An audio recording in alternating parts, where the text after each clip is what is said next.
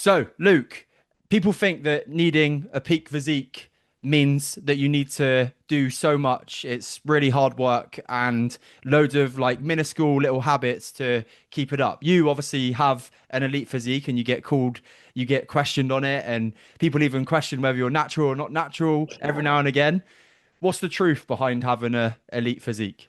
The first of all, thank you, mate. I appreciate that. You're And welcome, mate. You yes, are mate. in peak condition, brother. Honestly, I take that with a massive appreciation, man, because I do feel it at the moment as well. I feel like I'm in the best place I've ever been in physically and mentally at the moment, and it's really cool. And in terms of what it takes to get there, I do agree with you. I think there's a lot of myths in terms of how hard it is, and you know, I was having this conversation with my client the other day. It's not about necessarily being the most jacked or the most shredded. It's just taking care of yourself. And that's what it means to me. But in terms of what it takes, so I think a lot of people think you need to be in the gym every day and for hours on end. My gym sessions are hour and 15 max and 4 times a week. I think I train less than some of the people that I've been trying to get in shape for years because they're going every day and Mm. then falling off the wagon and so on. And that's one of the biggest, if not the biggest thing, is that your intensity of your training is more important than how frequent you go. You can go 7 times but have awful sessions, or you can go 4 times and have really good quality sessions and spend less time in the gym, get better results. That's one of the biggest ones in my opinion. Yeah, man. I think, What do you think? yeah, yeah. From a comparison perspective, obviously, I'm not a aesthetics coach. I would never, I'd never coach somebody to say I'm going to get you in the best physical shape of your life in terms of body physique. But I'm learning from a guy called Aaron Carpenter at the moment, who's he's training to go like IFBB pro, like bodybuilding route. He's just started doing he's an assisted athlete now as well. And I've learned more from him about training and working your muscles properly in probably 18 months than I learned in all of my gym. I'm going to say gym life before.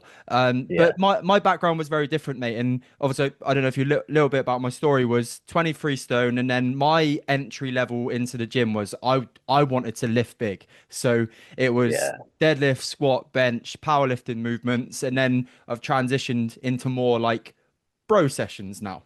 But Yeah. Okay. Nice. the transition between training on my own with those movements and then training with the eye of somebody that knows what they're doing in terms of slowing down the movements. And I've never been an ego lifter anyway. Like I was always like programmed to go to. I did a powerlifting competition, and I enjoyed the process of going through like 8 week program of strength training, and then I was never really that asked about um the additional lifts, like the smaller muscle groups and like the conditioning side to weight training and the strength training. I just like to go and do the deadlifts, maybe do a bit of leg curl, Yeah. leg extension, and then like that was my session done. I'd done my big lift of the day, I was happy kind of thing. But I was like in my head, a couple different things actually it comes to mind that I don't mind sharing on this episode with you, mate, is that was never going to change my physique. Like that's the long and short of it. Yeah, obviously I got really strong. Like, I've got a Yeah. pretty That's how it works. decent deadlift, squat, bench PBs.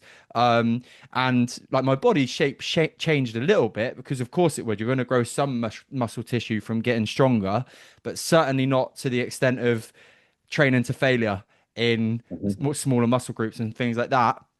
And then the other thing that I think is really important that we touch on today is being a bigger dude, and I'm sure you have experience. I've got experience with it with coach with clients too as a coach, and I'm sure you've had it too. Is that the transition from being a bigger lad to losing weight is that so much of your success gets built around weight loss that when you're looking to build muscle and change your physique and look more muscular at some point of your journey, you're going to need to trust the process of eating more calories than what you're used to, and in Mhm. some way or form, changing your relationship with the scales. Yeah, 100%. And what you touched on there, the relationship with food and the relationship with the scales is so important on that journey as well. Compared to myself, I've not weighed myself for so long, mate, and I Wow. couldn't give a crap about what Yeah, that yeah, is, yeah. to be honest, because I think it's just about being able to, I think, get into a position where you don't have to worry about what that is a nice place to be. Um, and in terms of relationship with food, I think that's one of the most important things in life because food is used for everything. Mm, And if you can get to a place where you're not just focusing on trying to eat less, but you're just eating for your body, your health, your energy, and your enjoyment, that's again the place where you want to get to, I think. And yeah. that's the goal for me was as a coach for my clients to try and get them to there. Like, and then it's not something that's going to happen just like that. It's something that does take time, but that's fine because we've got our life to be working on our relationship with food. And as long as we're working on it to a positive extent, then that's always going to be an improvement. Um, and yeah, I mean, 100% agree with what you said. And I appreciate you sharing some of your story as well. Uh, what I would ask is, what did you think some of the myths were when you were a bigger lad when it comes to getting in shape? One of the biggest things that I always come back to is the gym bro diet. Like Hmm. it's I think when I entered the gym was, it was I feel like you've turned into the interviewer here, Luke. Like you're gonna start your Because I'm own just going to poddy. come back with some Yeah, yeah, answers as yeah. well, No, because no, obviously yeah. we're I still on think that, yeah, aren't we? no, Yeah, that's yeah. fair. I think the gym bro diet, broccoli, chicken, rice, um, cream of rice stuff and all of those kind of things was always like a bit of an off-putting thing from Yeah, my perspective of like, that's so God, don't, interesting. yeah, yeah.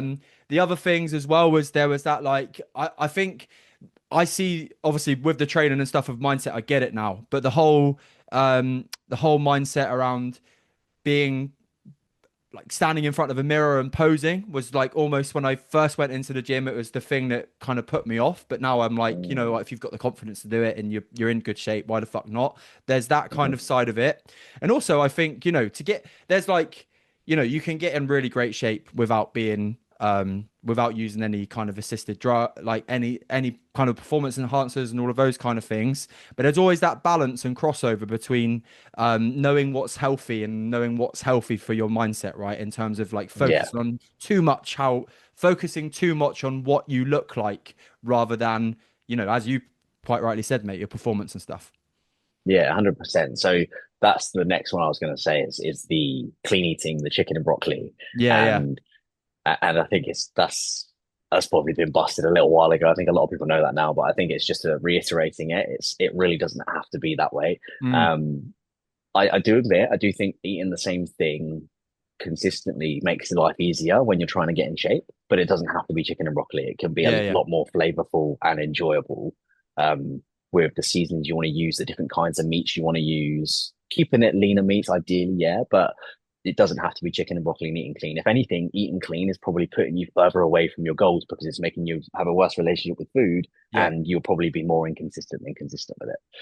So that was a big one. That I think is a myth. And yeah, I think the posing in the mirrors and stuff like that.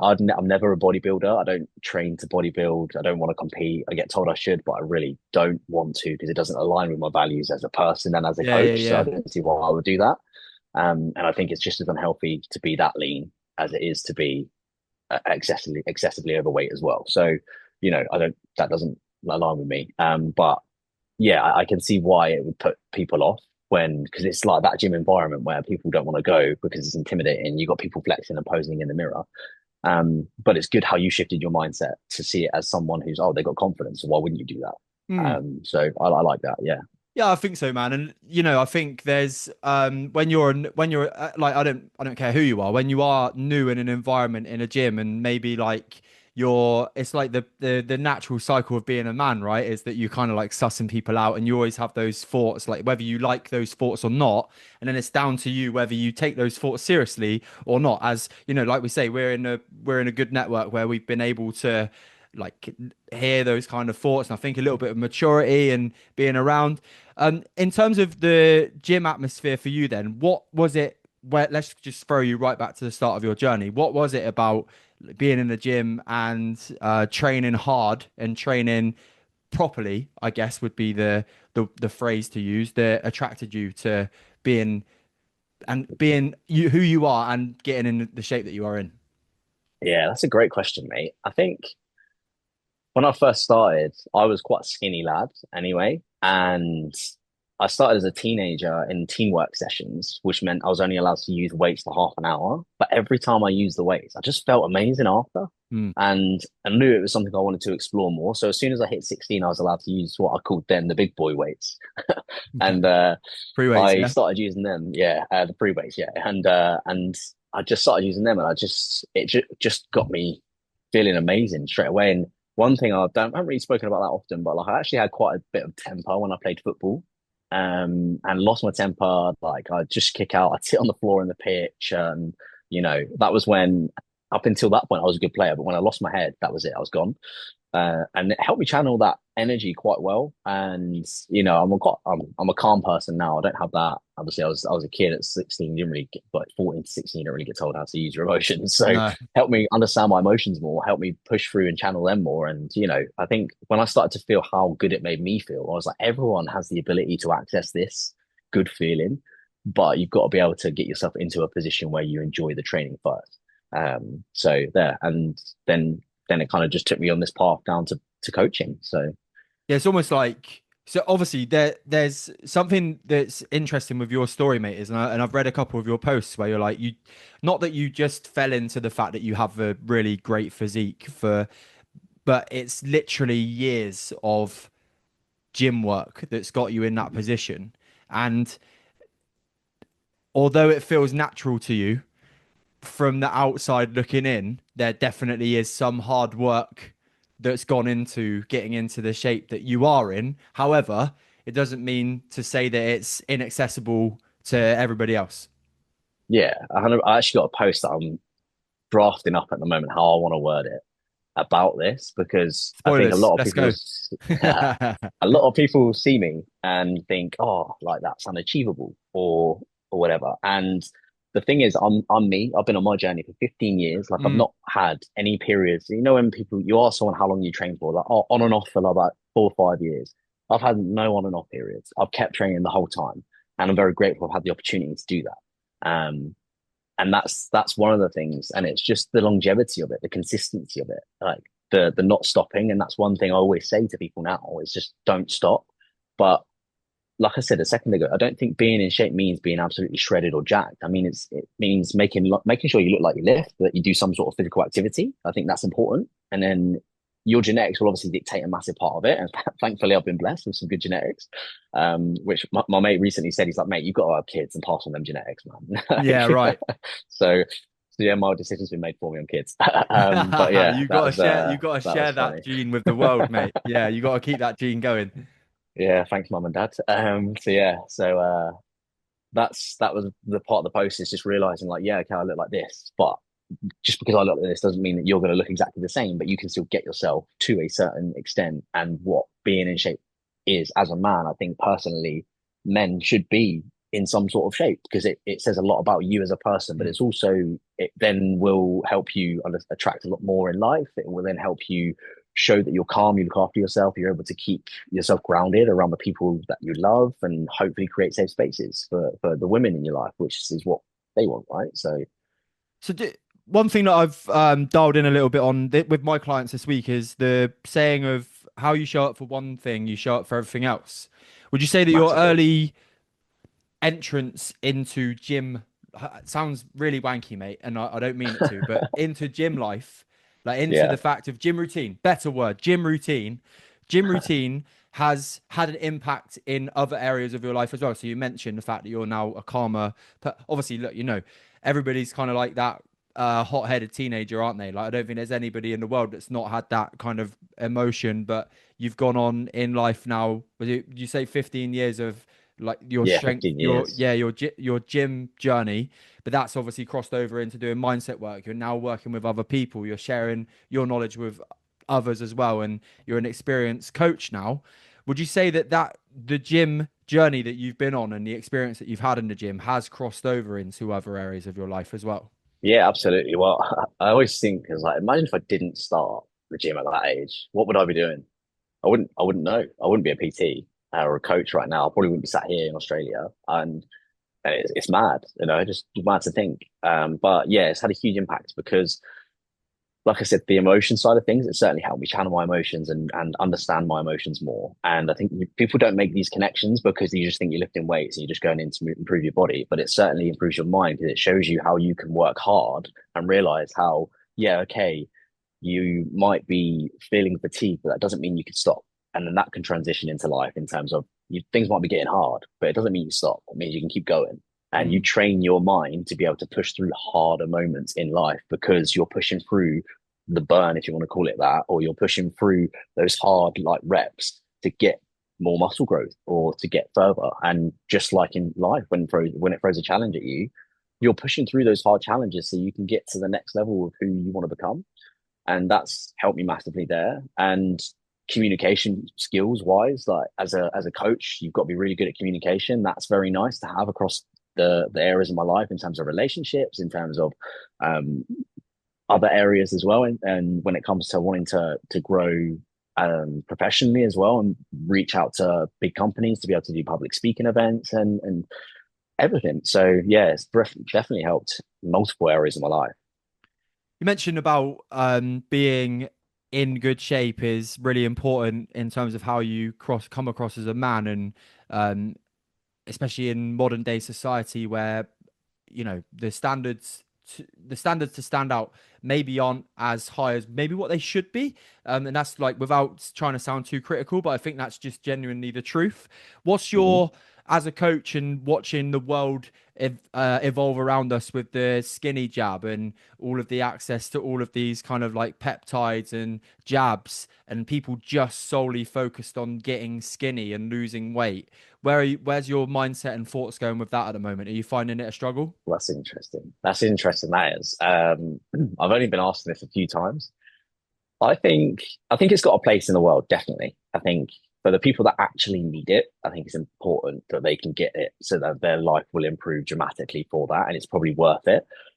Obviously, there's side effects to everything, right? But I think if you can make sure that you have the lifestyle aspect nailed as well, you can't just take a jab and expect it to do magic work. Like you have to make sure that you're training because otherwise you'll probably still look like shit even when you lose weight. You have to make sure that you're eating your protein to make sure that your body's recovering and keeping the muscle tissue there with these jabs coming out. You have to make sure that you're still doing the work. It's not a case of like this jab's going to do it for you and you're going to have to do anything. And I think that's the lack of education that comes with it still, Mm. unfortunately.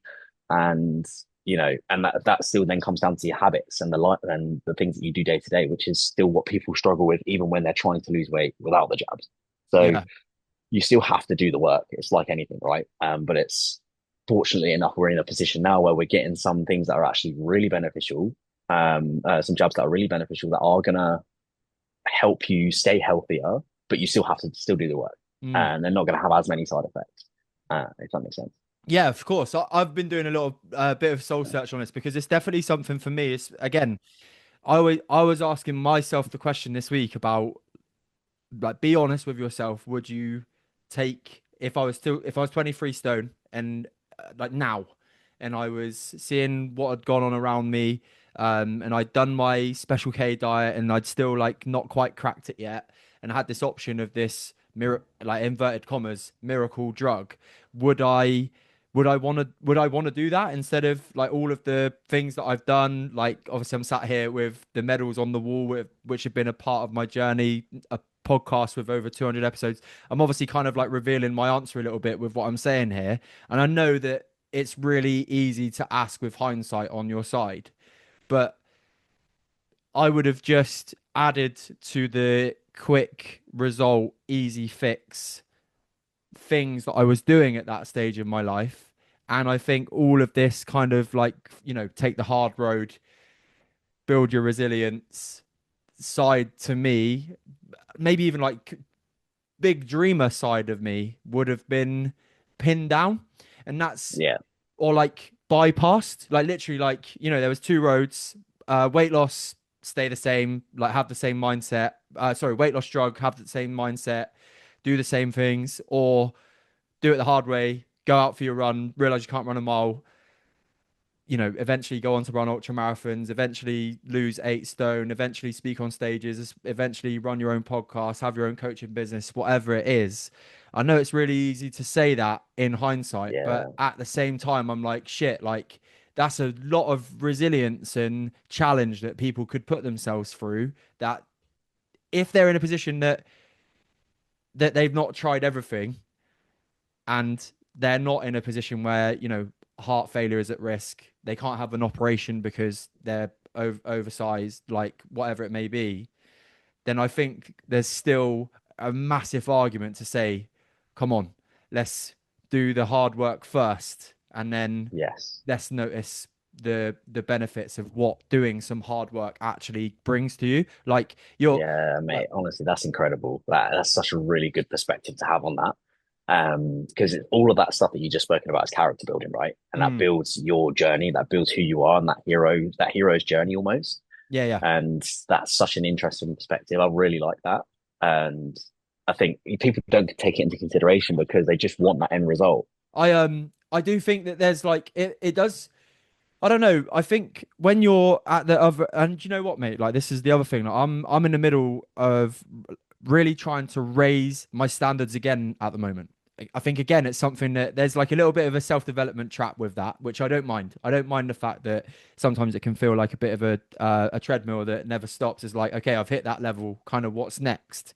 As long as you do take the time to reflect and you're not continually just like beating yourself up, like you're not good enough, not good enough. It's like, oh no, you've like I'm really conscious of like giving myself praise to be. And do you know what, mate? Like as cheesy as it is sometimes to have those behind me on the wall, actually having them behind me, something to look back and go, oh yeah, fucking hell, you done all right. Like it's good. Yeah, 100% reminders. Yeah. Absolutely, man. But at the same time, when it comes to like all of these standards and stuff, which is I think is like really again, it's really important to reflect where you've come, but realize what the potential still is.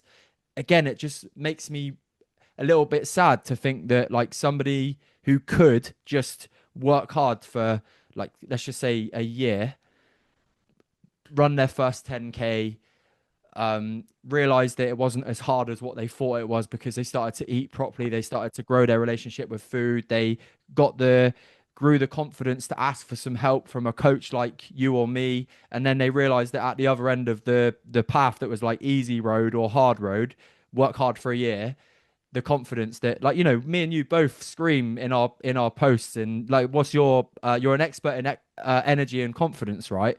You get confidence Hmm. from doing hard stuff. I'm Yeah. concerned that although on the outset, and again I'm open to being somebody fucking throwing eggs at me when I say this, right? But I'm open to the idea, or I'm concerned of the idea that that confidence of losing weight by using a jab only goes so far. Yeah, 100%. And that comes like onto something that I've been visiting quite a bit recently. It's like that your whole internal world is a reflection of your outer world. And I think, you internally, you're still going to be the identity of who you were before, which is that bigger person. And when you start coming up with challenges in life that are of someone who's a smaller person, you're not going to understand what that challenges are. Those No. challenges are. So there's going to be a disconnect, and then your inner world is going to be kind of what's the word? More tension, under more tension, and that's then going to reflect your outer world, and that then creates a bit more of a challenge for you to maintain what you've achieved Almost from like that weight loss as a well. conflict between the two. Yes, Yeah. absolutely, yeah, yeah. Give us an And that example of that's like huge. something you're yeah, referring to, Luke. Yeah. So when it comes to what you perceive in the world, like that comes from what your relationship with yourself is like, and that's something I've been working a lot on with my clients lately, and sort of where I've started to push myself as a coach is working on the relationship with yourself. Because when you start to build a better relationship with yourself, you then start to like it comes back to managing your emotions. It comes back to being able to not get annoyed at things that really shouldn't really annoy you that much, like getting stuck in traffic and stuff like that, right? Yeah, yeah. But a good example of for me recently was I recently went through this situationship. Like it was quite serious and it was going well. But internally there was still conflict because I thought I'd done a lot of work on myself to the point where I was ready for a relationship. But then I kept getting this like feeling of danger that like this wasn't right or whatever. And it was just in my head. It wasn't a feeling, it was a thought, but I didn't process it enough or communicate it well enough with the woman that I was seeing. Until it to the point where when I did communicate it, it was like that it was destructive to the relationship. So nothing ever went wrong, but in my mind, something was just like it was and telling me danger. It was like a cool wound that had opened up. Mm. And that ricocheted into areas of my life because it just knocked my confidence because I thought I was ready for a relationship. I was really excited. And then that happened. And then I started getting annoyed at people when they were asking me about what to do with training in the gym or when they were asking me questions like, and just simple things that were really annoying me. And that was because I was unhappy within myself because of what happened with that relationship. And it was knocking an effect, like not to my clients or anything, but just people that I was seeing. Like some guy said to me, "He's like, oh, you must train every day." Like, and you get that, and you get think that's a compliment, right? But I took it as a bit more of a dig, and it was a trigger for me. But if someone said that to me before, when I was in that relationship or whatever, or before that relationship started, I'd have been fine. And I took it as a bit more of an insult, and that was because I was not happy with myself. If that makes sense, Oh, you mate, know. for And sure. you can think, oh, he's so negative, I don't like him. Hold on a sec. That's you being negative about that person. Like, so you're being negative. That's a reflection of you, right? So that's what I mean when it comes to your inner world is a reflection of your outer world, right? Yeah, man. Sorry, I think that. the other way around. Your Yeah, outer world is a reflection of your inner world. Sorry. yeah, and but I was gonna say that that cat, like, not saying that one's better than the other, or one's bigger than the other, or one has more significance to the other, because I think that there is two elements to that, because we both are very big on our environment, and if our environment is crap, then that's going to have an impact on what's going on in your inner world. And actually, one of the things that Dax Moy has I've heard Dax Mm, Moy say on many times is, what are you tolerating that you could just deal with? And I think that there's great so many question. things that we, like, not in like an emotional sense that this deregulates you to be snappy and whatever, but things like holes in your socks and things like creaky doors and That's so cupboards true. that don't work, that actually, like, if you were to consider them to be like 0.01% stress level, but if you've got like, I don't know, 10, 15 of them things that stack up on a day-to-day basis. Oh, for fuck's sakes, that door's creaking again. Oh, for fuck's sakes, like, I've picked up the shit pair of socks from the drawer again. Like, the actual correct thing to do in those situations, like, and again, speaking with common sense, right, is to just deal with this. Obviously, if you've got the skills to deal with the door, or just throw the socks away and buy a new pair, right? And then that little kind of like micro stress gets thrown in the bin. And I know it's not, there are things that you should handle first. But if you're just looking to kind of like, why am I built up right now? Why am I tense right now? Is it because I've watched too much of the mainstream media, or is it something in my That'll get you. internal That'll get environment, you. like that washing that I washed the other day and folded up has been sat on the end of my bed for 3 fucking nights now? Like, just put it away, innit? Yeah, it's those things, isn't it? It just adds up. Like it's that's actually really funny that you make those points because it's so we don't think about it. Like they're Nah, minuscule it's yeah. minuscule things, but it's like just as much as the small wins add up, the small annoyances will also add up as well. Yeah, man. And I think it's, I think the perfect way to, it's not like something, and I don't want people to get the wrong impression that I let like a hole in my socks really fucking annoy me. But because the reason why is that I want to say that is because I do tolerate it. I tolerate Yeah, it to an extent that one day, like every 6 months, I'm like, fucking hell, I've got to do this massive clothes clear out. Whereas yeah, actually, like, if I just handled that one, like, like holy t-shirt or holy sock or whatever, yeah, like yeah. holy sock, like, so, like, Holy, blessed by Jesus, yeah, it would yeah, just be handled. And the other thing I wanted to yeah, allude back to, mate, was your story of your situationship. I was actually, it reflected me back to like 2020 21, where I did have my kind of like my mental health wobble, breakdown, whatever the word you want to use for it was. And I was in a 2 year relationship at the time, and I felt exactly the same.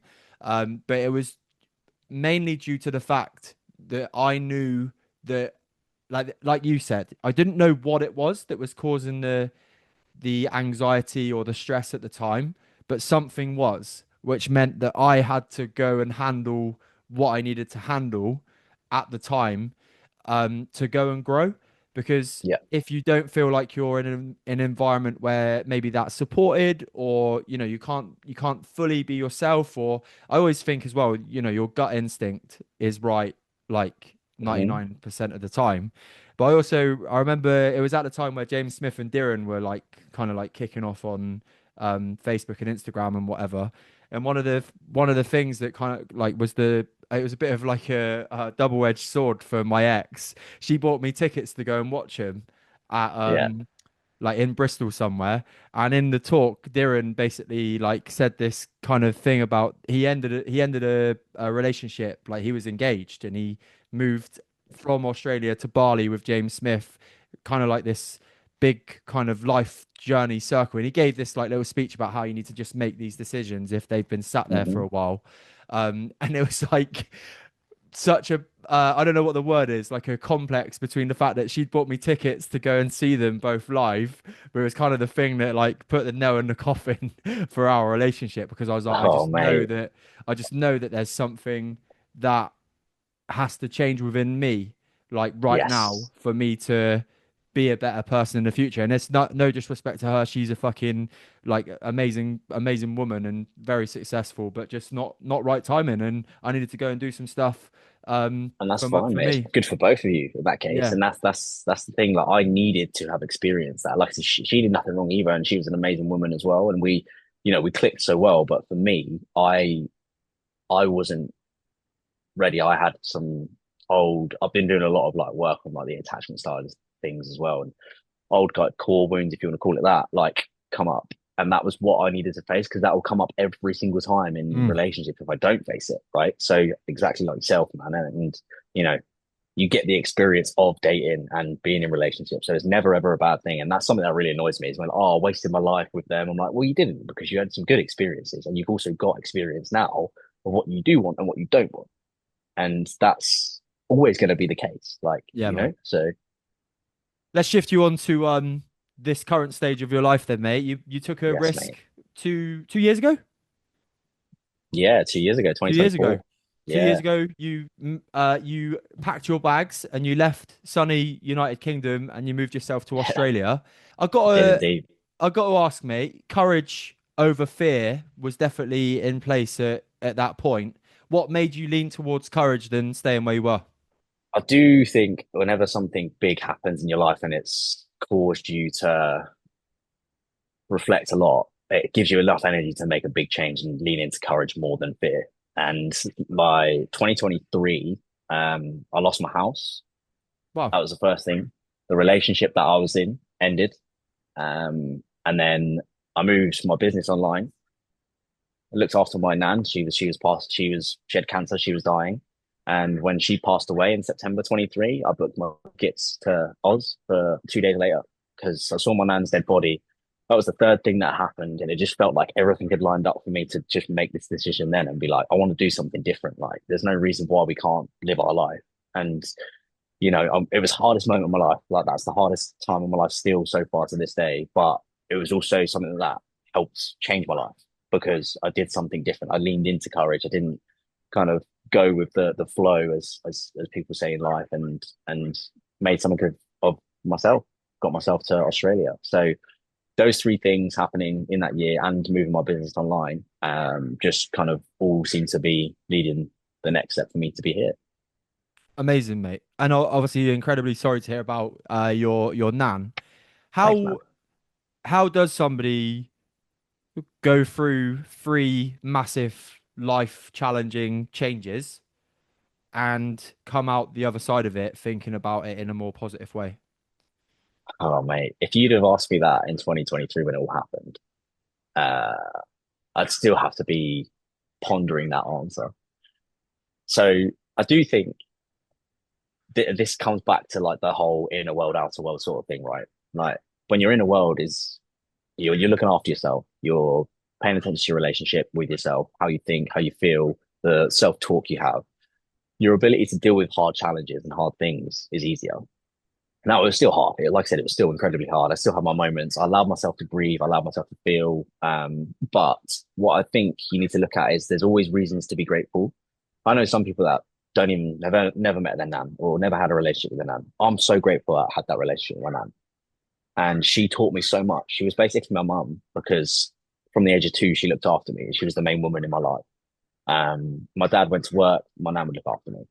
Um, so that was one of the biggest things is just being grateful all the time for whatever happens, whether it's good or not so good. I don't like to say bad because I do think things happen for a reason, but also you just like the ability to keep going is so important. And I did a post about this the other day. I was eh, like that's been 2 years since my nan passed away. If I'd have stopped and just gave up, where would I be now? Like, would I still be here? I don't know. But the ability to still keep going and just showing up for yourself at whatever level that looks like is so important because that will then allow you to still be able to grow from whatever challenges happen.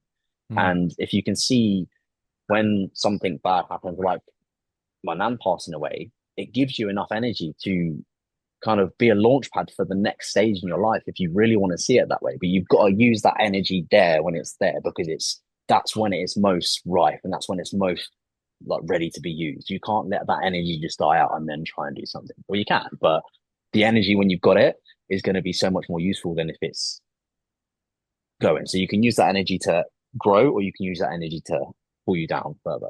And I think just being able to have that perspective of like always being grateful and okay, how can this like improve my life? Asking yourself these questions.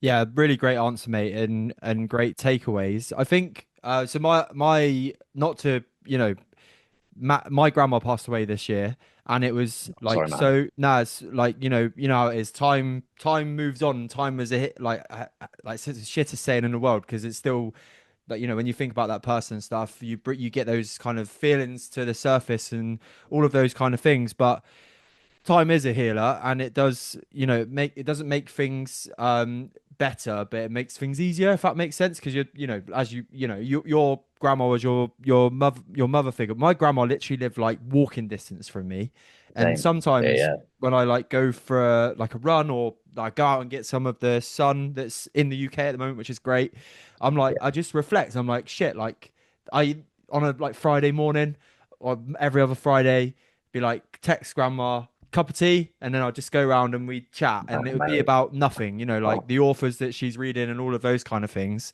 And you're right, and I think when you do lose somebody um so suddenly, and I know obviously you maybe had time to prepare, and I did that with my granddad. He had dementia and he was in a home, and it was like you kind of knew that it was the right time in some ways, but when you lose somebody, it does give you a massive kick up the ass to be like what are you waiting for in some yeah. ways? That's massive. Yeah. What are you waiting for is a great way to put it as well. Like, why are you waiting? Like, oh, I've got to wait till I retire to do this. Well, why would you wait to retire when you're probably not going to be able to do half as much as what you can do now? Yeah. So yeah, I like that, and I appreciate you sharing that story, man. So Yeah, no, yeah, no, I you appreciate you always have talking about it too.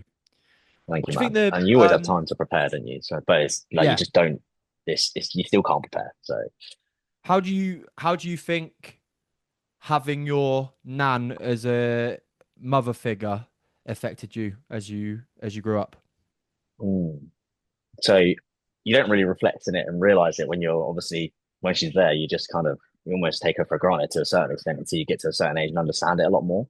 But she lived literally round the corner from my dad, like 2 minutes, and it was like that my whole life. So that made it really easy to have a good relationship with her. But because she was the main mother figure in my life, she was always there to pick me up from school. She always took clean my clothes, school clothes. She made sure that I had an ice cream when I got home from school Amazing. every day, which was lovely. And just those memories and what it did for me growing up, it just made me appreciate the role of a woman in my life still, right? And that is so important because I think that's where I've got a lot of the respect for women when I'm dating them and I'm in relationships with them and how I can take care of a woman as well, right? So that's massive. And I do think that it shows you how to treat a woman right when you have a woman in your life that, you know, respects you and looks after you and loves you because you've been loved by a woman, so you know what it's like. So yeah, that was massive. Yeah, I love that, man. I think when you I was really lucky as well to know both of my grandmas. And I know a lot of Nice. people like unfortunate that maybe they miss out on one or due to family circumstances. I was really, really, really fortunate to know both of my grandparents on both sides. I think one of the most interesting and like thoughtful, I don't know, not provocative, that's the wrong word completely, but like challenging thoughts that I've had is that so grandma that died this year was the last of my grandparents. Oh And mate. sounds bad, but they're like a bit of a buffer in some ways to the next generation down. And you're like, in a light-hearted way, it makes you feel old and like you're like shit. Like I'm definitely an adult now because I've seen both all of my grandparents like move on to wherever they are now. And then it brings your parents' generation closer to like moving on to. And I think that's Yeah, one it's of the hard, isn't it? biggest challenges that I like, not to make this chat too morbid, but just speaking generally, one of the biggest challenges that I've had. I love the fact that I'm okay being a big sometimes being a big kid, right? I like So, watching wrestling every now and again. Like I'd seen you when I watched Spider-Man the other day. Like I love oh, being able to so lock good, in mate. and just go to another planet, like, or another universe or whatever, the Marvel universe, or whether it's Football Manager or whatever, like whatever your thing is. But when you realize that you're like, like I'm closer to that definite adulthood thing now. I'm not saying I've not been an adult for ages, but you just kind of like you are the next generation up now. I think it Yeah. makes you kind of appreciate what you've got, but also then like be like, okay, so what? Like I said it earlier, but like, what's next? Like, what Hmm. can we do to handle the next challenges that come along? Because it does make you realize that they are gonna come. Yeah. And you said not to make the chat morbid. I think if you can talk about death, like you're okay because it's going to happen. We got like you can't not Yeah, talk I about know, it, man. right? So I think it's something that like shouldn't be so hard to talk about, but it is. And that's the thing, like we said with grandparents, like you just think they're going to live forever because Yeah, like they're old when you're born and when you're growing up, but they're also obviously they're getting older as well. So like you just think they're going to live forever. So it's a funny concept, isn't it? But yeah, I think using death as a bit of a motivation is probably one of the best things you can do because it will help you again. It creates energy for you, right? Like I yeah, want to yeah, do this before I die or whatever it might be. And one of the things like people always say, like especially when you're like meeting people or dating or whatever, people always say you got time. And like yeah, I'm 30 and people are still saying I got time. I get it when I'm in my 20s. Like, oh, you got time? Yeah, cool. I'm 30 now, and I'm like, I know I'm not rushing, but like I've still got time, but I don't want to use that as an excuse to like take my time. Like, yeah, yeah, for sure. that makes sense. But yeah, I get what you're saying there with like always being a big kid as well. I think if you can live as a big kid and have your inner child like satisfied regularly, that's wholesome in my opinion. So I love that. And Spider-Man's great, isn't it? So Oh my God, like I think Tom Holland has become my favorite Spider-Man now. Like after yeah, that, after that one. yeah, he was like insane, just brilliant film, and we won't give too many spoilers, but I was impressed because I've not been impressed with Marvel since Endgame. So I agree. I said that to someone the other day. I was like, I think since Endgame, it's not been as good, but nah, Spider-Man's like one of the ones that stayed up there. yeah, And it's the consistent goodness for sure. How yeah, I think how are you navigating modern dating, mate? I think it's I don't really speak ooh, about banging dating too question. baggy question. Sorry, mate. Banging, Um, banging, oh, banging. banging question. Yeah, no, I think. Yeah, Sorry, I yeah. thought you said baggy. I was like, oh, sorry, mate. Nah, great question, mate. Yeah, Great yeah. I question. think I've been in a relationship 2 years now, and I feel like a lot's changed from, when I was a single lad to um into. I think a lot's changed on the dating market, the dating circuit, whatever it may Yeah, be in two dating years. circuit. So yeah, fill us in, mate. How are you Yeah, man. navigating it? Oh, all right. Probably not. Well, actually, probably am a good person to ask. So I've been ghosted 4 times in the last month. Wow. And I haven't done anything. Actually, this is in June. Sorry, not July. So, um, I haven't done anything. I get it if I've done something weird, but I haven't like genuinely. But what I've done to kind of manage this is that I chat to people in person, and I'm not on any apps. I was dating someone at the beginning of the year, same person, and came off all the apps. Haven't been on it since last year. And not to say the apps are bad, but I just think, I'd rather just meet people in person personally. That's me.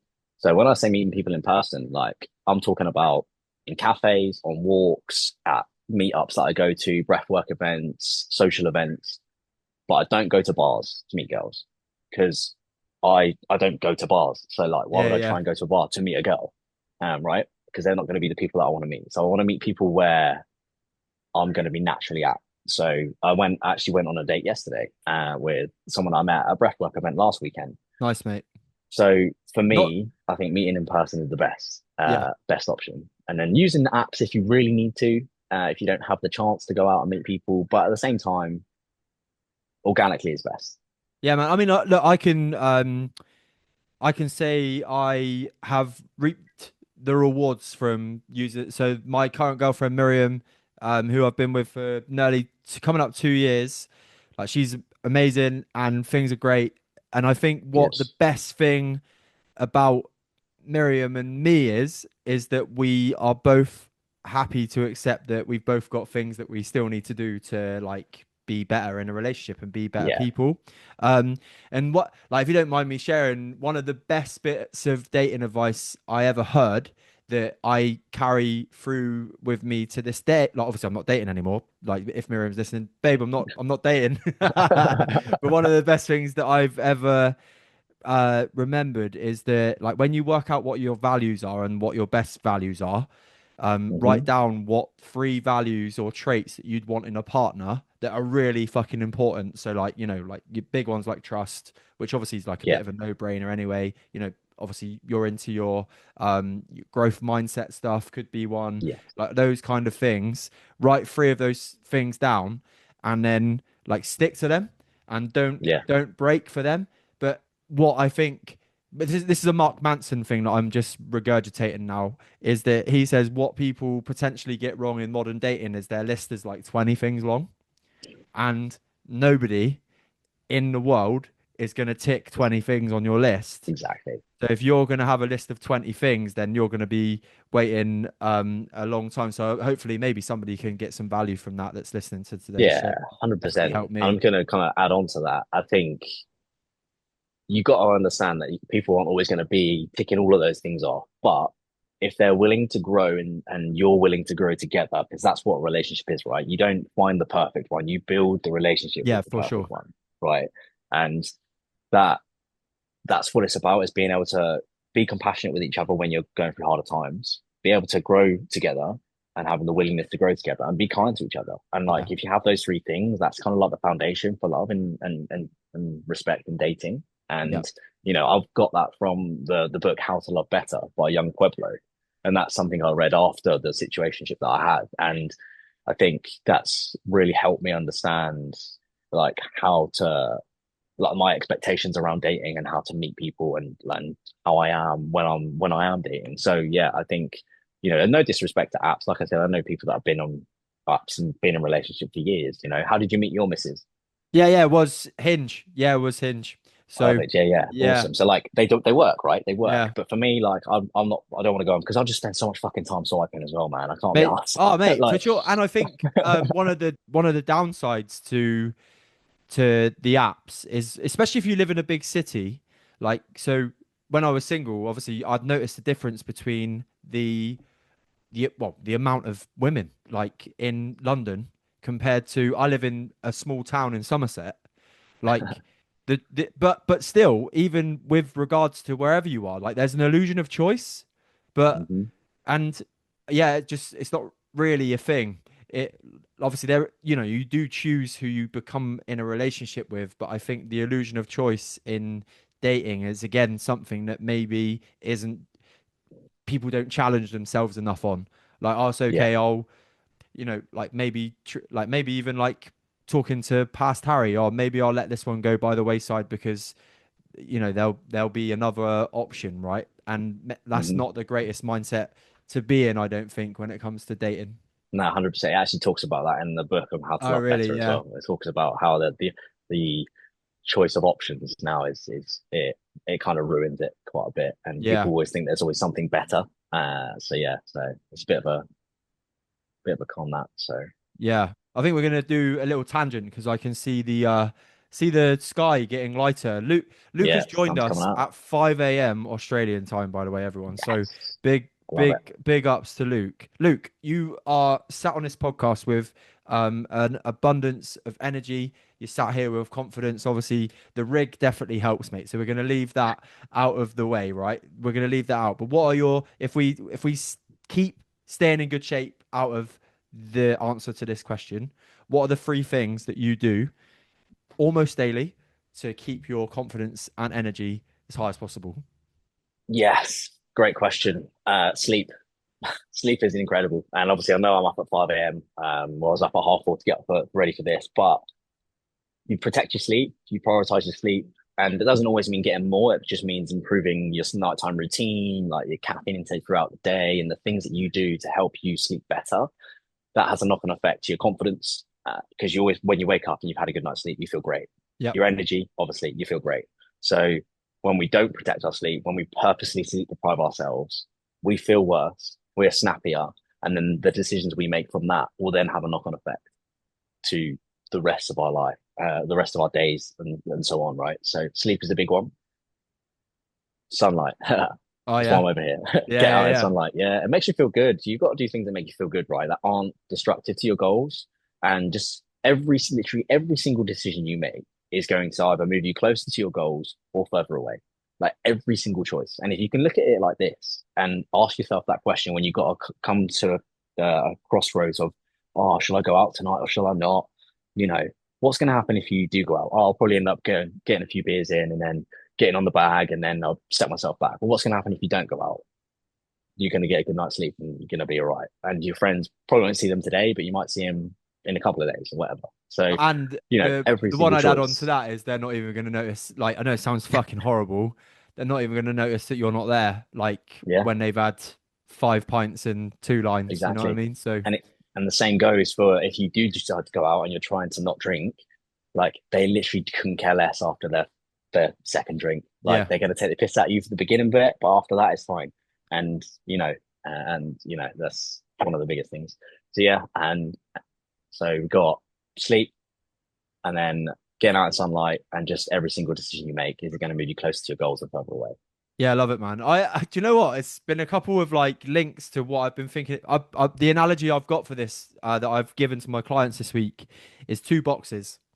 And one says skillful decision, which you obviously alluded to a minute ago, or good, like slash good, and then the other one says bad, or unskillful decision towards aiming towards Hmm. your goals. And everything you do, you write down on a bit of paper. So like get up in the morning, first thing you do, which obviously some people would say is a bad thing, is you go straight for your caffeine intake, or you get on your phone. Let's use that as a more like rounded example. So like you start scrolling on Yeah, your phone when you wake up, you write that down on a bit of paper, you put it in a box. Then the next decision you make in the day is you choose a cup of tea instead of like hydrating yourself properly. Like again, we could question that, but I'd say that's like an unskillful decision if you were to go for like optimal, right?